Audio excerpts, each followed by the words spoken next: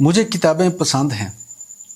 दुनिया की बहुत सी किताबें पढ़ रखी हैं, कुछ पढ़ने की कोशिश कर रहा हूँ, लेकिन किताबें हमारी ज़िंदगी कैसे बदलती हैं, आज हम इस पे बात करें। कभी आपने सोचा है कि एक किताब इंसान की पूरी ज़िंदगी कैसे बदल सकती है? एक किताब जो किसी खामोश कमरे में लिखी गई हो, जिसका मुसन्निफ शायद हमसे सदियों पहले दुनिया से जा चुका हो, वो आज हमारी सोच, हमारे फैसलों, हमारी सियासत, हमारे सफ़र और यहाँ तक कि दुनिया को देखने का हमारा अंदाज़ कैसे बदल सकता है। मेरे ख़्याल में किताब की सबसे बड़ी ताकत ये है कि वो हमें सिर्फ मालूमात नहीं देती, बल्कि हमें दूसरे इंसान की आँख से दुनिया देखना सिखाती है। जब हम किसी गैर मुल्की मुसन्निफ की किताब पढ़ते हैं तो हम सिर्फ एक कहानी नहीं पढ़ रहे, हम एक दूसरे मुल्क की गलियों, शहरों, तहजीबों, रस्म व रिवाज, सियासत, जंगों, मोहब्बत, दुखों और ख्वाबों में दाखिल हो रहे होते हैं। एक पाकिस्तानी अगर रशियन लिटरेचर पढ़ता है तो इसके रूस के माशरे को एक मुख्तलिफ ज़ाविये से देखता है। अगर वो जापानी लिटरेचर पढ़ता है तो उसे जापानी जहन, तन्हाई, नज़्म व ज़ब्त और समाजी इक़दार का एहसास होता है। अगर वो लैटिन अमेरिकन लिटरेचर पढ़ता है तो उसे एक ऐसी दुनिया नज़र आती है जहाँ हकीकत और तख़य्युल एक दूसरे में घुल जाते हैं। इसलिए सफ़र सिर्फ जहाज़ पर बैठकर एक मुल्क से दूसरे मुल्क जाने का नाम नहीं, किताब भी एक सफ़र है और बाज़ औक़ात किताब का सफ़र फ़िज़िकल ट्रैवल से कहीं ज़्यादा दूर ले जाता है। गैर मुल्की लिटरेचर हमें सबसे बड़ा सबक ये देता है कि दुनिया हमारी अपनी सोच से कहीं ज़्यादा वसी है। हम जिस माशरे में पैदा होते हैं अमूमन इसी के ख़यालात को फितरी और दुरुस्त समझने लगते हैं।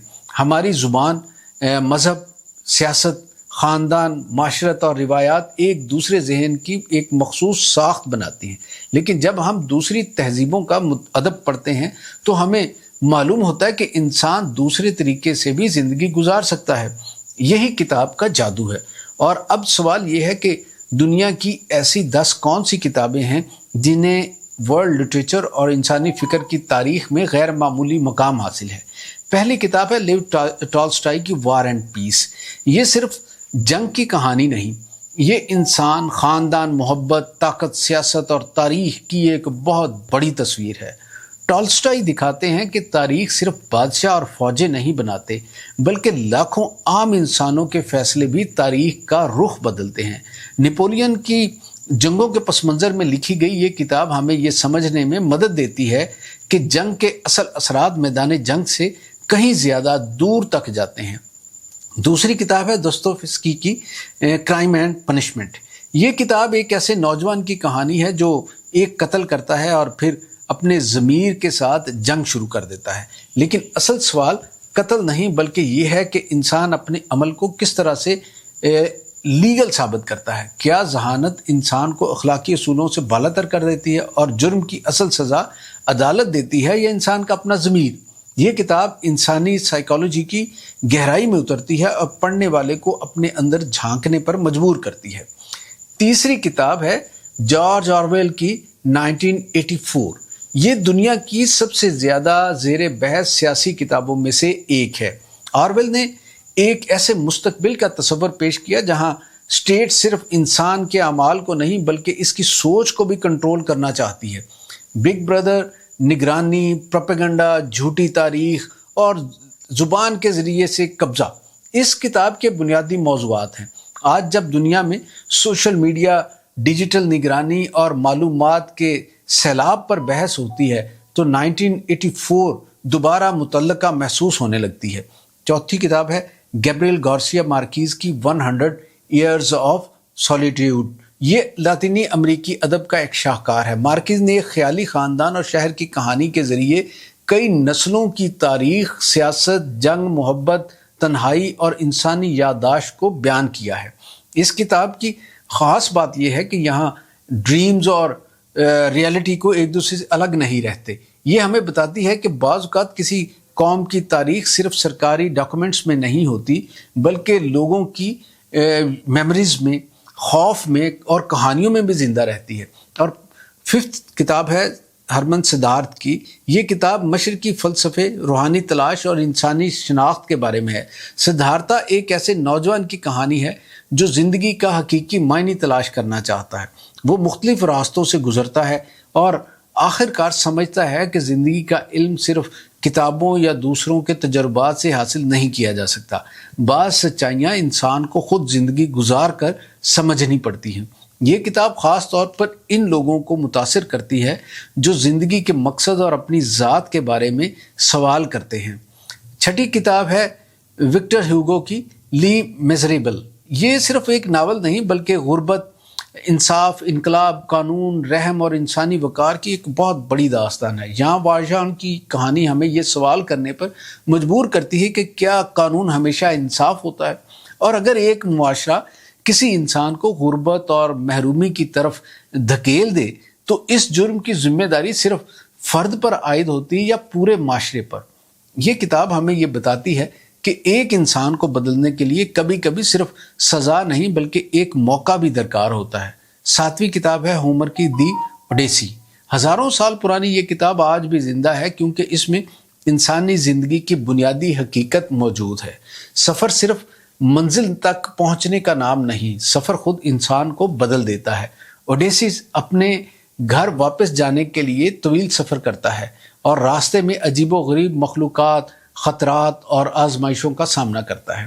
یہ کتاب ہمیں یہ بھی سمجھاتی ہے کہ گھر وہ جگہ نہیں جہاں ہم صرف واپس آتے ہیں، بلکہ وہ جگہ ہے جس کی خواہش ہمیں سفر پر لے جاتی ہے۔ آٹھویں کتاب ہے دی لٹل پرنس، جسے فرانسیسی مصنف انٹوائن ڈی سینٹ ایگزیپری نے لکھا ہے۔